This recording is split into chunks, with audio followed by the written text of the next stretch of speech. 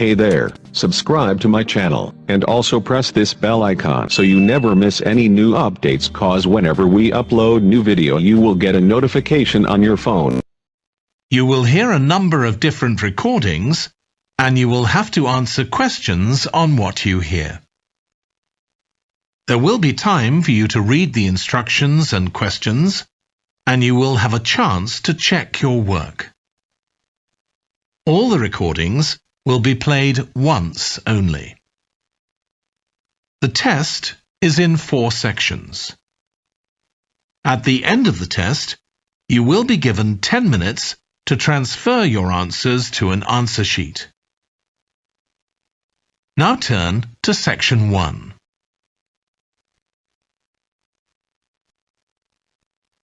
Section 1. You will hear a woman phoning a hotel about holding a party there. First, you have some time to look at questions 1 to 7.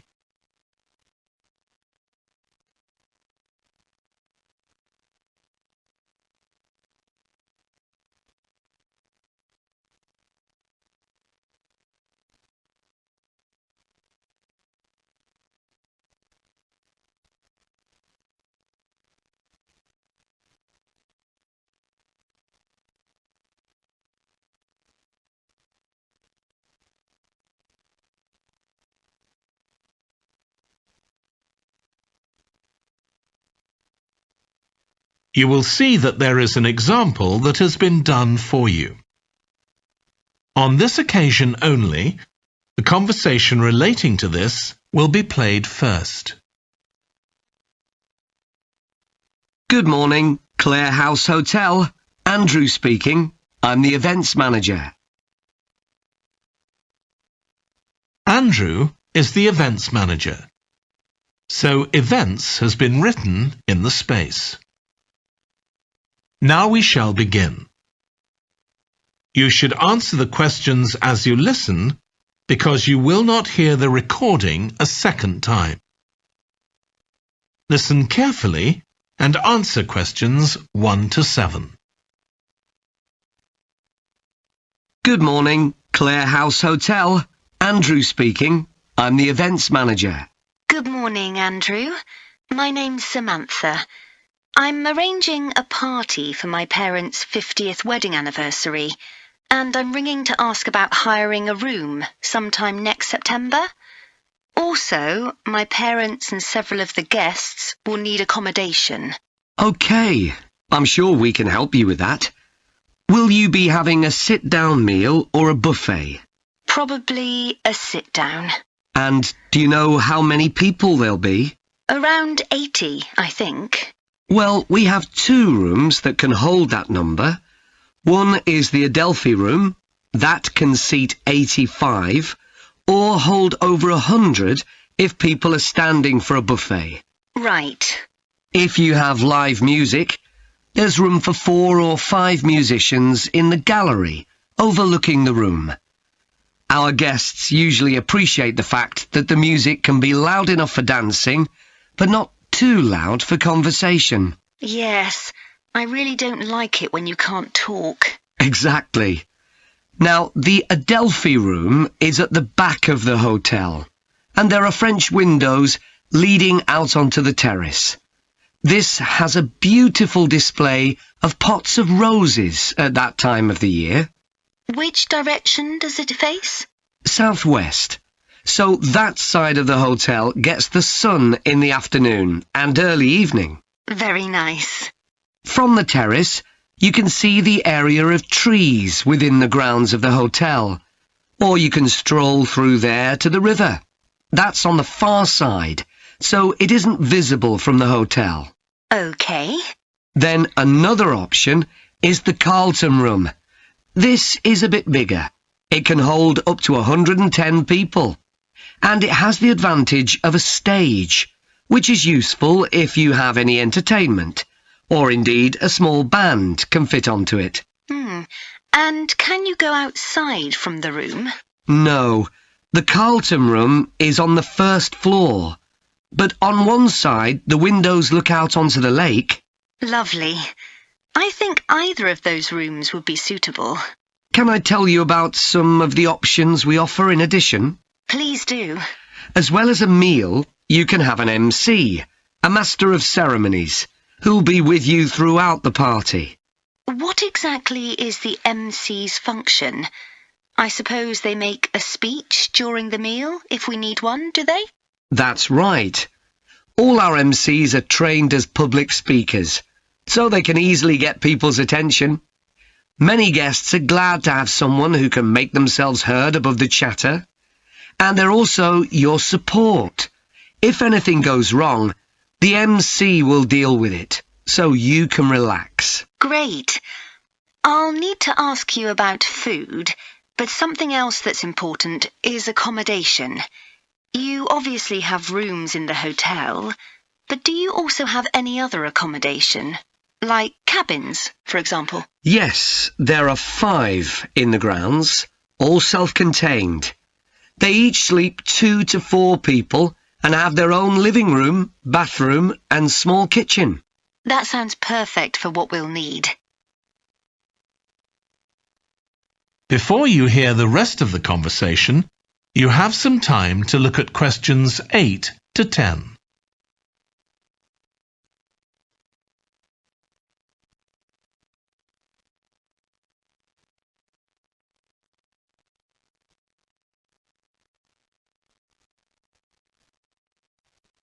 Now listen and answer questions 8 to 10. Now, you have various facilities, don't you? Are they all included in the price of hiring the room? The pool, for instance? Normally you'd be able to use it, but it'll be closed throughout September for refurbishment, I'm afraid. The gym will be available, though, at no extra charge. That's open all day from 6 in the morning until midnight. Right. And the tennis courts, but there is a small additional payment for those. We have 4 courts, and it's worth booking in advance, if you possibly can, as there can be quite a long waiting list for them. Right. Now, could we discuss the food? This would be dinner around 7 o'clock, and... That is the end of section 1. You now have half a minute to check your answers.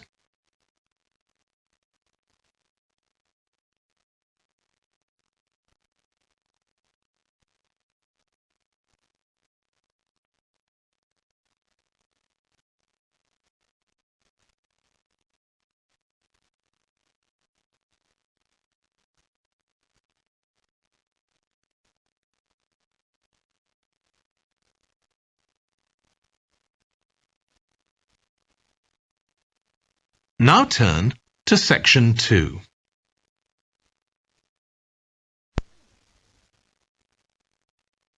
Section 2. You will hear a holiday company representative talking to a group of tourists in a large hotel about things they can do during their holiday. First, you have some time to look at questions 11 to 16.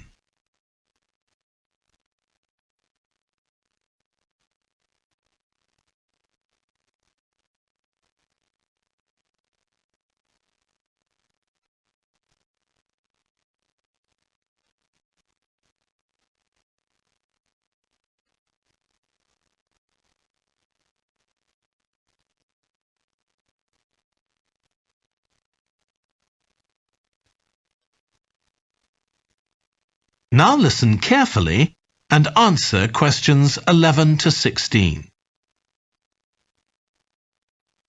Hello everyone, I'm Jake Stevens and I'm your rep here at the hotel.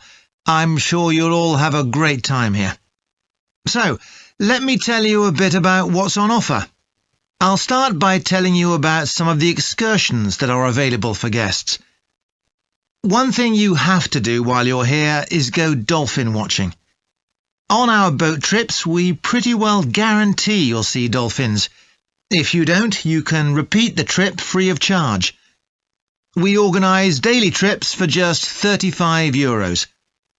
Unfortunately, there aren't any places left for this afternoon's trip, but come and see me to book for later in the week.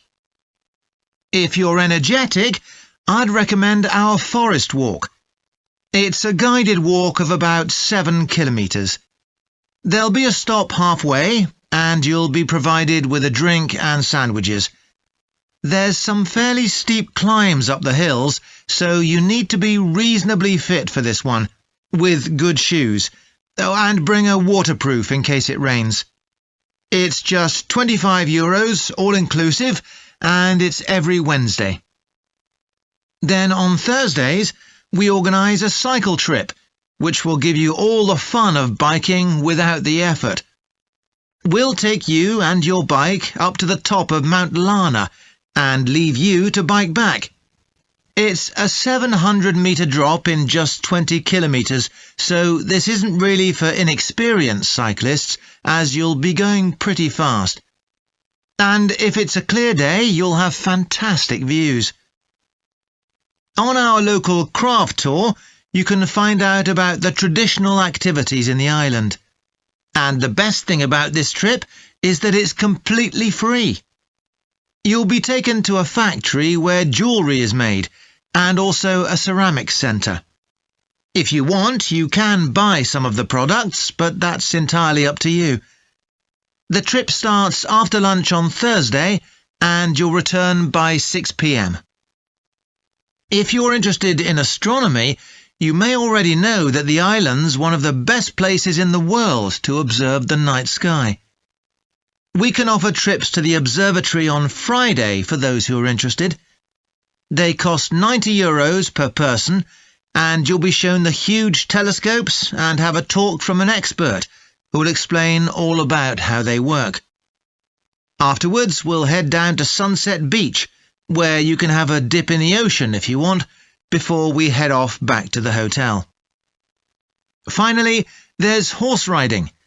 This is organised by the Equestrian Centre over near Playa Cortino, and it's a great experience if you're a keen horseback rider, or even if you've never been on a horse before. They take you down to the beach, and you can canter along the sand and through the waves.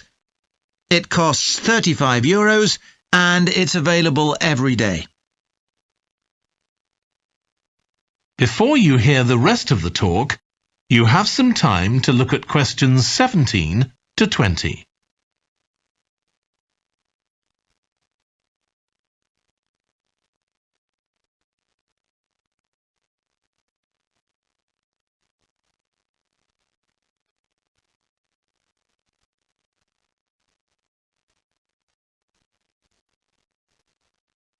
Now listen and answer questions 17 to 20. So, there's plenty to do in the daytime, but what about nightlife? Well, the number one attraction's called Musical Favourites. Guests enjoy a 3-course meal and unlimited free drinks, and watch a fantastic show, starting with musicals set in Paris, and then crossing the Atlantic to Las Vegas, and finally Copacabana. At the end, the cast members come down from the stage, still in their stunning costumes, and you'll have a chance to chat with them. It's hugely popular, so let me know now if you're interested, because it's no good leaving it until the last minute. It's on Friday night. Tickets are just €50 each, but for an extra €10, you can have a table right by the stage. If you'd like to go back in time, there's the Castle Feast on Saturday evening. It's held in a 12th century castle, and you eat in the great courtyard, with ladies in long gowns serving your food. You're given a whole chicken each, which you eat in the medieval way, using your hands instead of cutlery. And you're entertained by competitions where the horseback riders attempt to knock one another off their horses. Then you can watch the dancers in the ballroom and join in as well if you want. OK, so now if anyone has... That is the end of section 2. You now have half a minute to check your answers.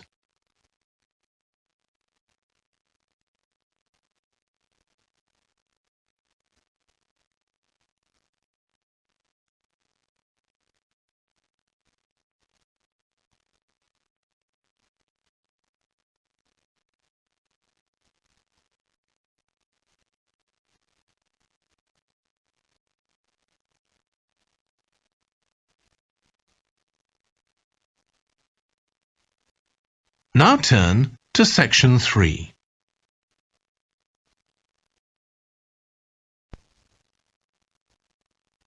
Section 3.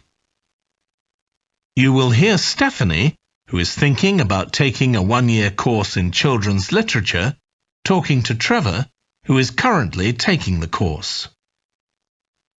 First, you have some time to look at questions 21 to 25.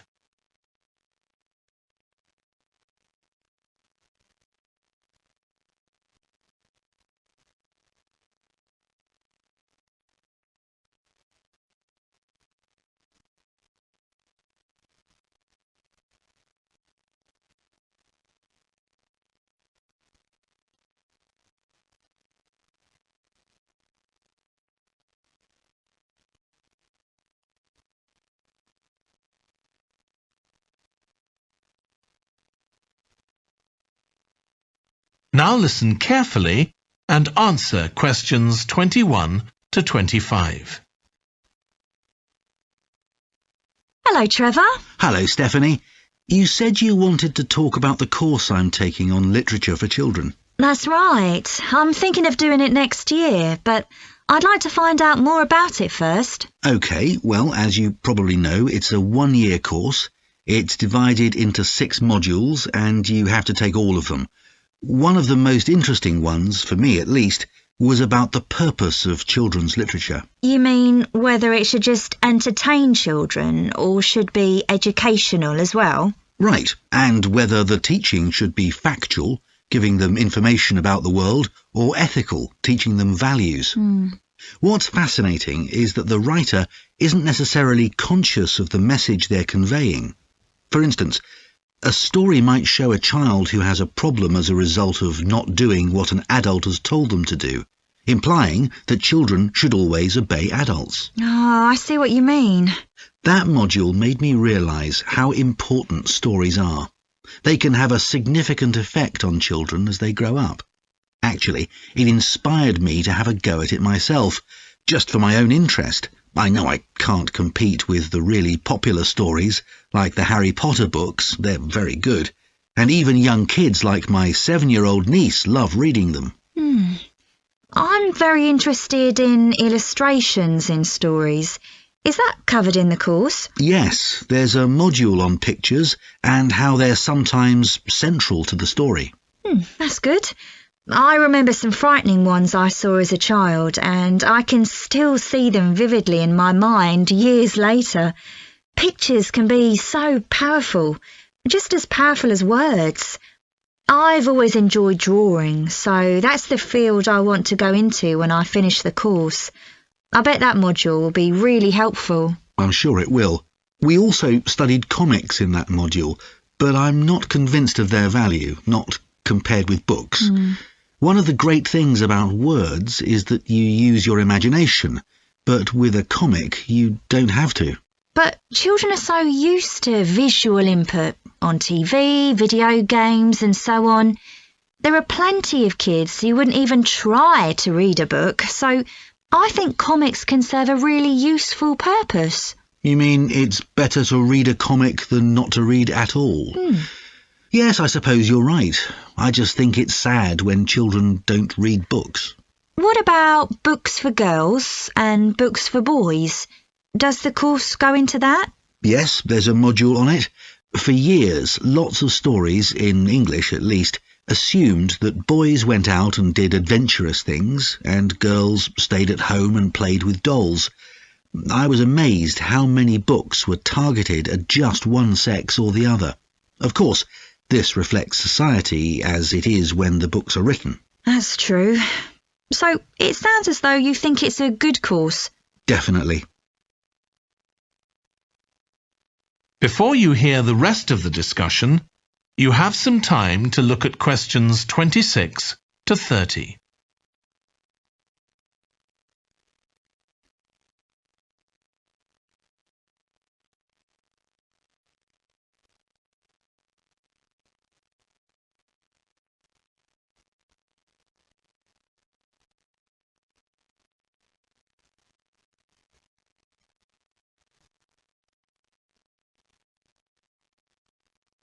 Now listen and answer questions 26 to 30.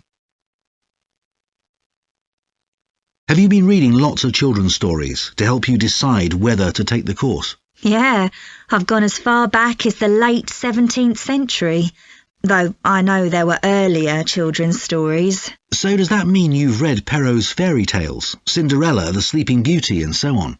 Yes, they must be important because no stories of that type had been written before. These were the first.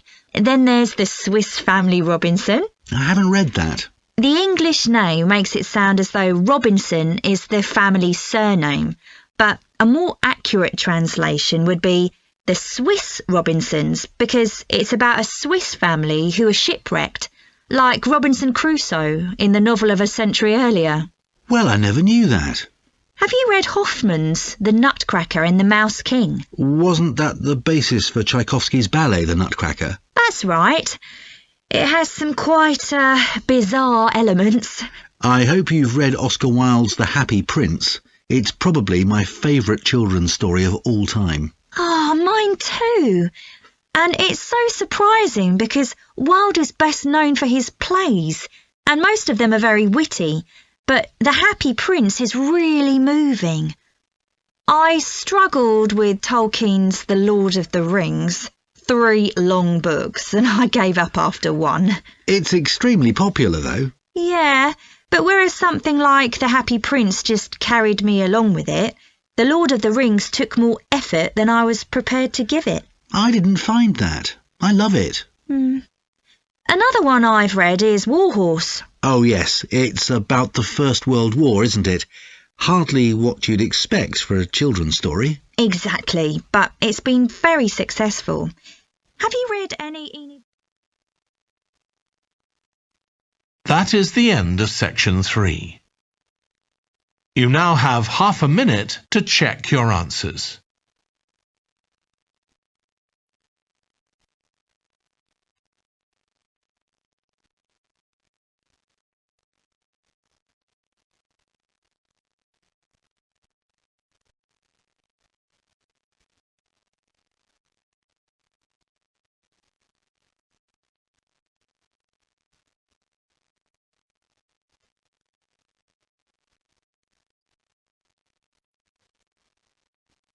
Now turn to section 4.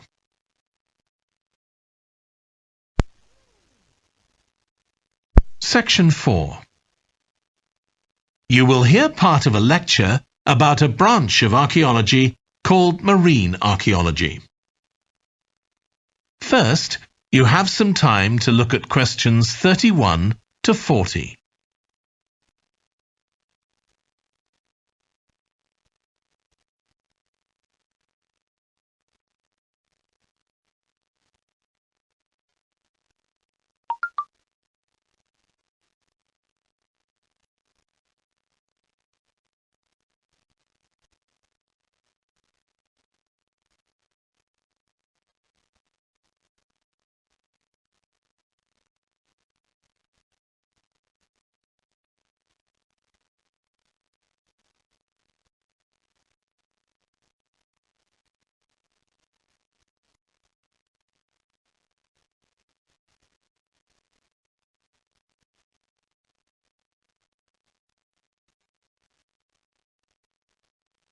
Now listen carefully and answer questions 31 to 40. In today's class, I'm going to talk about marine archaeology, the branch of archaeology focusing on human interaction with the sea, lakes and rivers. It's the study of ships, cargoes, shipping facilities and other physical remains. I'll give you an example, then go on to show how this type of research is being transformed by the use of the latest technology. Atlit Yam was a village on the coast of the eastern Mediterranean, which seems to have been thriving until around 7000 BC. The residents kept cattle, caught fish, and stored grain. They had wells for fresh water. Many of their houses were built around a courtyard. and were constructed of stone. The village contained an impressive monument, 7 half-ton stones standing in a semicircle around a spring that might have been used for ceremonial purposes. Atlit Yam may have been destroyed swiftly by a tsunami, or climate change may have caused glaciers to melt and sea levels to rise, flooding the village gradually. Whatever the cause, it now lies 10 metres below the surface of the Mediterranean, buried under sand at the bottom of the sea. It's been described as the largest and best preserved prehistoric settlement ever found on the seabed. For marine archaeologists, Atlit Yam is a treasure trove. Research on the buildings, tools, and the human remains has revealed how the bustling village once functioned, and even what diseases some of its residents suffered from. But of course, this is only one small village, one window into a lost world. For a fuller picture, researchers need more sunken settlements, but the hard part is finding them.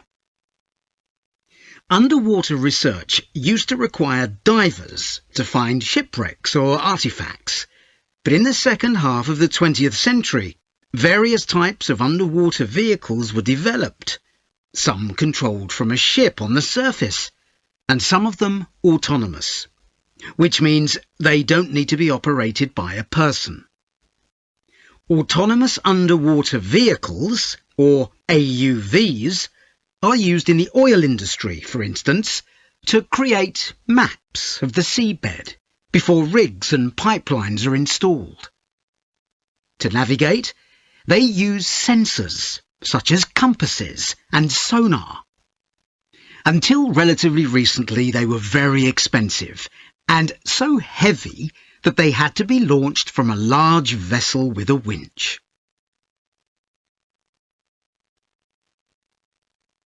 But the latest AUVs are much easier to manoeuvre.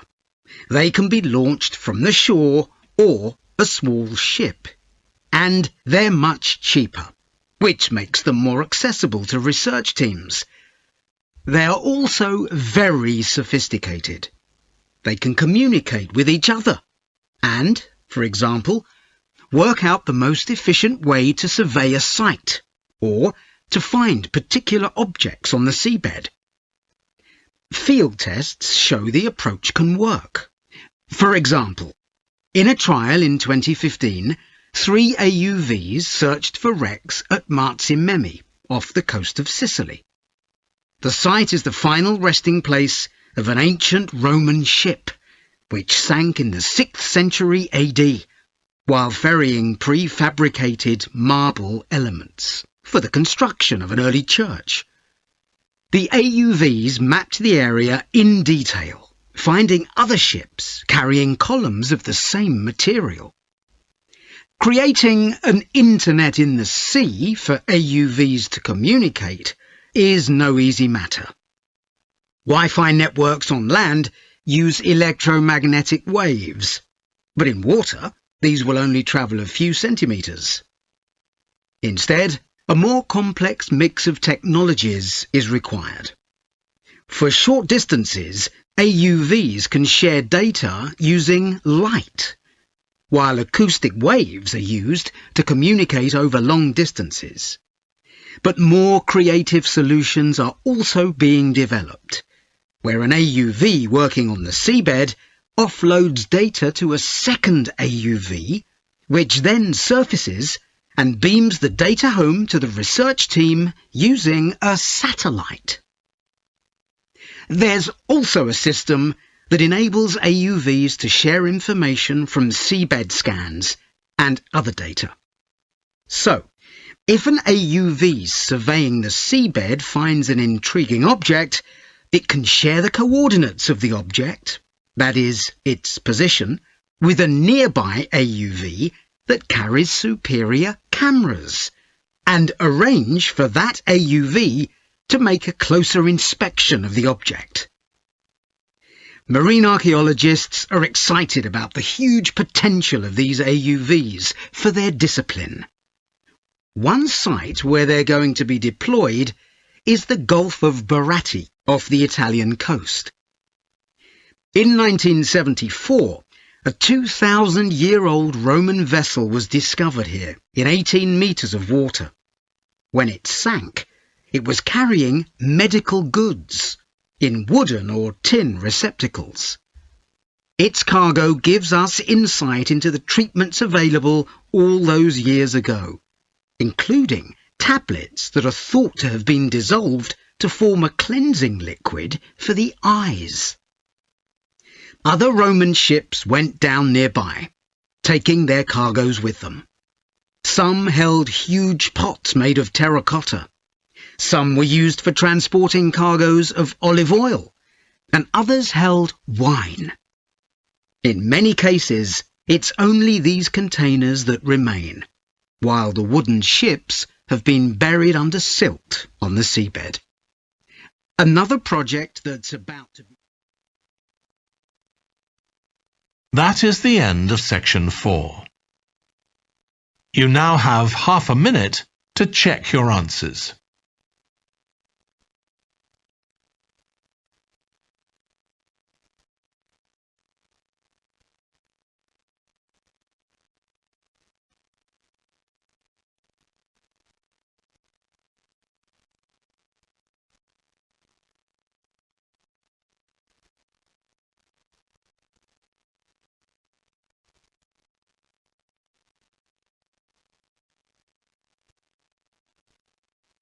That is the end of the listening test.